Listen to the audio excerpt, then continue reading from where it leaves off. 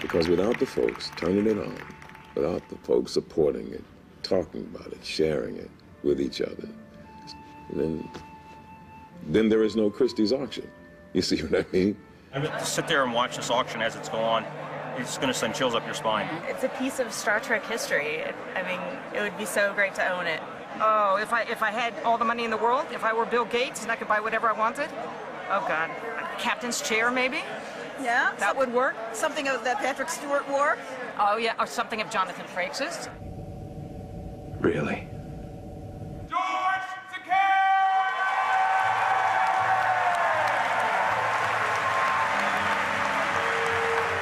We had fans from Australia, from Asia, from Latin America, from Europe, and of course from all over the United States. So it is a global phenomenon.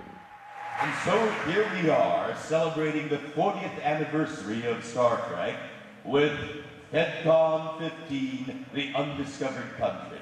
But it was about a year or two after cancellation that the convention phenomenon began.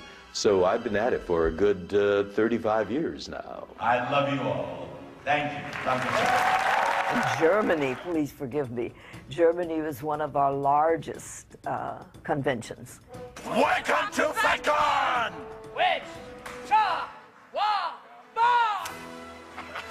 For example, I wrote a song for the Beatles, Let It Be. That's in Klingon, Bom Bom Wee. Bom Bom Wee, Bom Bom Wee, Bom Bom Wee, Bom Bom Wee. Nite Bom Bom Bom Wee, Bom Bom Wee. What in the name of? One of the things that's consistent about a Star Trek convention is you know that you're going into an environment that people have chosen to come to because of their affection for the show or for the franchise. It works. It's got all the thingies. Even makes noise.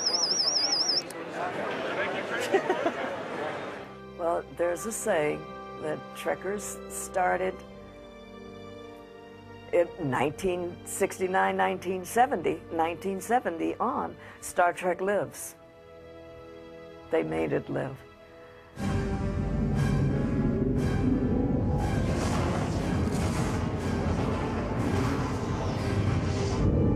I'm picking up a Polaron beam. We're being scanned.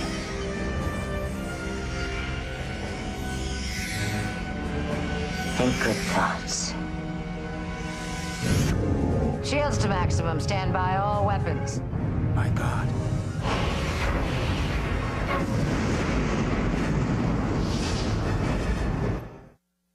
During the mid-90s, Star Trek had 2 series in production and a feature film about to be released. The height of its popularity, for sure. It was as if the more Star Trek people got, the more they wanted. Well, what the hell are you still doing here? Sir? You've been offered the Melbourne. I've decided not to pursue that commission at this time. She's a fine ship, Will. Yes, but she's not the Enterprise. The most popular question I ever used to get over and over again was, why is Star Trek so popular? Why is it so enduring? Why is it so popular all around the world? I'm in show business, and yet all my life I've always hoped that in addition to entertaining, which is primarily what we're committed to do, we're entertainers, but I always wanted to believe that along with that entertainment, we could have a modest little ambition perhaps that we could also change the world. Something about Gene Roddenberry's vision connected with an audience, and it continues to this day. I mean, Star Trek's, you know, it's a cliche, but it's on somewhere every day on somebody's channel.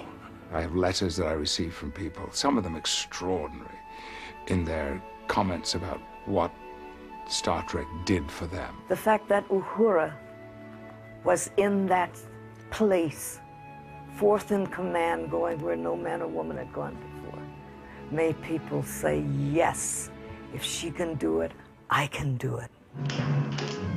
There's no response on any frequency, sir. Certainly, Star Trek has influenced Americana. It's certainly influenced the lexicon of, you know, of the world. I mean, you can't go anywhere and somebody doesn't know what beam me up Scotty means. Or what warp speed means, or what a photon torpedo is, or a Klingon. These are part of the American vernacular. Live long and prosper. Make it so. Scotty, beam us up fast. Engage. There's something very comforting in familiarity, and it's had all these incarnations, and I think it means a great deal to people. And I don't think there's anything like it, because if you even look at medical shows or legal shows, I don't know a lot of doctors and lawyers who watch doctors and lawyers shows, but almost every scientist I've ever known loved Star Trek. You're the science officer. Why aren't you, well, doing whatever a science officer does at a time like this? I am, Doctor. I am observing the alien. Well, at least somebody agrees with us. He's an alien. Sci-fi is a way of thinking, you know, thinking, deep thinking about the possibilities. We all live on the same planet. We all grow up looking up the stars going, what's up there? You know, everyone has those questions. Whether you live in Africa, Asia, Europe, doesn't matter. You know, everyone thinks that at one point in time. So it's got this global success. Obviously it has it for many reasons, but foremost among them is its extraordinary premise. It's all rooted in the truth. And what is the truth, as Einstein would have said, but our imagination. And I continue to believe that's one of the reasons why the series has survived. They are about something. And most of the things they were about are as pertinent today as they were 20 years ago, or 40 years ago when Gene began writing. We survived, as will humanity survive. As long as there's a handful of you to keep the spirit alive, you will prevail. And it's kind of rare that that happens in entertainment. So that's something for all of us to be proud of, who had any association with Next Generation or with the other incarnations of Gene's vision of Star Trek.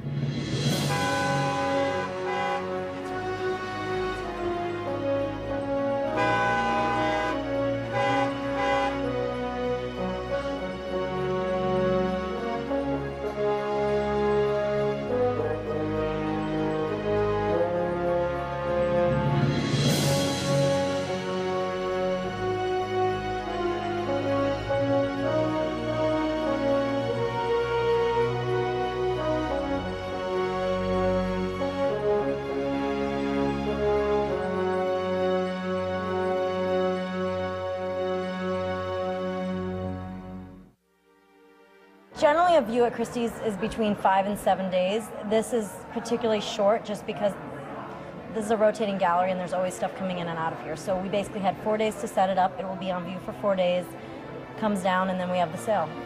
Well, we get our regular sales, but this obviously takes a lot longer to set up because it's more complex. There are many lots. I mean, 1,000 lots is a lot of lots to have in one sale.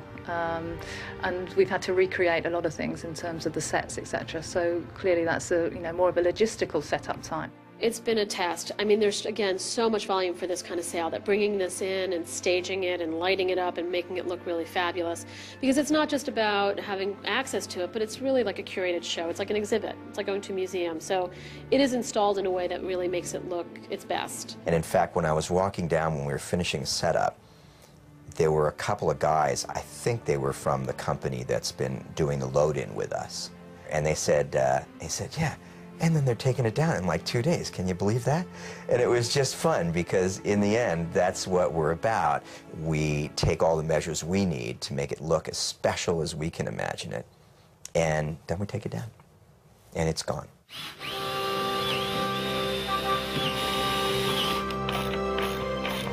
Nice and easy, you gotta walk around the piece. I know Gil wants to see that. Somebody set the post. Tell me when to come down. All right. Oh, there you go. There's loading. There you go.